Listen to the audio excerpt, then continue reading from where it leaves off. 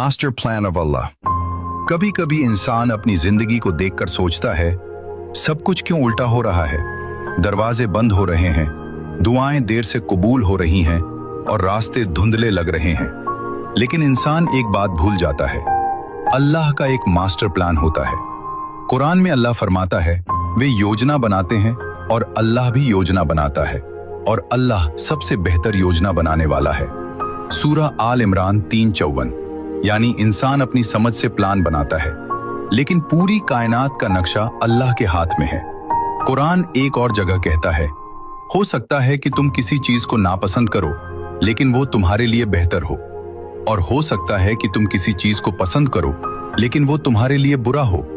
अल्लाह जानता है और तुम नहीं जानते। सूरह अल बकरा 2:216।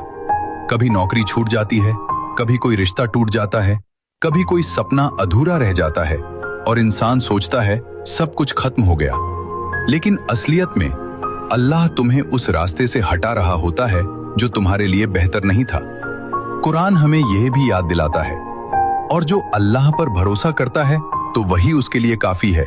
सूरह अत-तलाक 65:3। यानी जब इंसान को कुछ समझ नहीं आता, तब भी अल्लाह का प्लान चुपचाप काम कर रहा होता है। सोचो, यूसुफ अलैहिस्सलाम को उनके अपने भाइयों ने कुएं में डाल दिया। अगर उस दिन कोई देखता तो कहता सब कुछ खत्म हो गया। लेकिन वही घटना अल्लाह के मास्टर प्लान का हिस्सा थी।